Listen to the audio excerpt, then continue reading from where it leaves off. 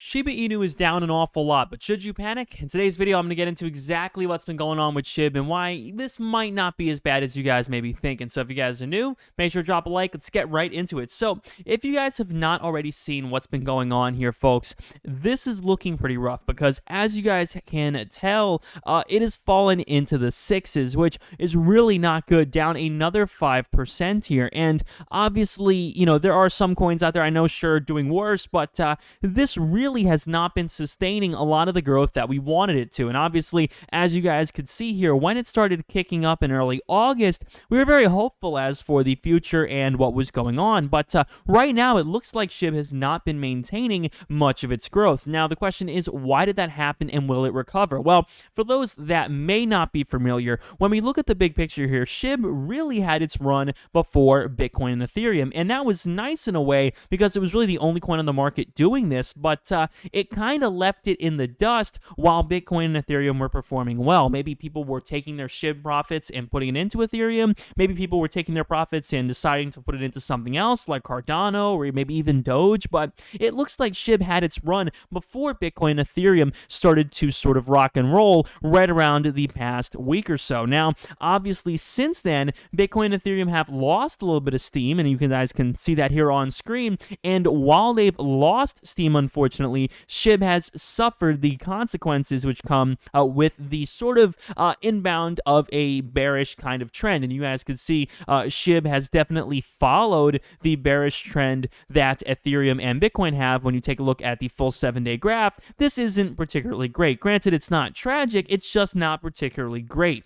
So unfortunately, SHIB has kind of suffered two issues. It has suffered, the sort of period in which Bitcoin and Ethereum were, absolutely pumping, which kind of left SHIB in the dust since it had previously performed well. And then, of course, after that, after the pump sort of ends on Ethereum and Bitcoin, you guys can see SHIB suffers the consequences. So the question is, how bad is this and do we see a recovery? And thankfully, it looks like this won't be forever. So as you guys can see, unfortunately, it has fallen through a good few lines of support. There were definitely a couple of lines you could have guessed. Like I said here around the 24th, I said, hey, perhaps 7.3 could be a new line. Unfortunately, it fell through that. And now it's even challenging the idea of the 7 line, which was kind of working here. And the question will be, how much further does it fall below the 7 line? But what looks like it might be good for the near future is if Bitcoin and Ethereum are finally able to consolidate at around 44 or 45,000. That might be a good time for rebuying. I've seen a lot of people online on Twitter, expert traders who've been talking about this, and the general prediction is that it's going to be red until roughly 44 or 45,000, which would be a very good reaccumulation phase for Bitcoin. And obviously, Ethereum at that time might be at around 28 or 29. But historically, like we can tell here, folks, it looks like that even over the past 3 months, when we take a look here, even on a particularly bad day for Ethereum here, you guys can see it never really gets far below 3,000. So my current guess, the idea at least that I have here for Ethereum, is that it's going to hang in it somewhere around 28 or 29 if it gets that low even, and it will have a nice rebound. And again, same thing with Bitcoin here. When we look at the, even at the 3-month here, really, you guys can see here when Bitcoin kind of has a downtrend here, look, 44, 45. And then obviously right now we may see that mirrored. So that's kind of the idea. We want to try to identify when there will be a reaccumulation zone, when it will be the last sort of bear day for people to look at it and say, oh my God, like Bitcoin is lower now than it's ever going to be in the remaining future. Let me snag up some more. And when that happens, it sends up usually the start of a nice bull market. And you guys can notice this on the graph here. Every time this happens, here we go. We have a reaccumulation sort of phase here right around 38. And you guys can see that sends it flying up here into a bullish trend. And then obviously after this bullish trend sort of breaks, we see another reaccumulation phase here at 44. Same thing, a little bit of a bullish trend here. Same thing again, down to a reaccumulation phase at 44. Bullish trend again, doesn't really last, and now it's headed down. So again, worst case scenario in my personal view, I would predict 44 or 45,000 for Bitcoin. Now, of course, for SHIB, that would mark the end of this sort of bear period here. So how much lower does SHIB go? go? Well, again, you guys can see here, it's once it, on the 24th here, you guys can see it is drastically oversold once it's at 7.3. And then obviously the RSI starts to climb up again, obviously, after looking at all that sell volume. And right now, it is still towards the lower side. So if over the next few hours we are treated well, maybe next 12 or 24 hours, we could see a few potential green candles here, possibly sending the RSI higher up, of course, which could bring it maybe to like 7.3 or 7.4, if that. But if that doesn't happen, if we continue to see some red trains, I believe that realistically,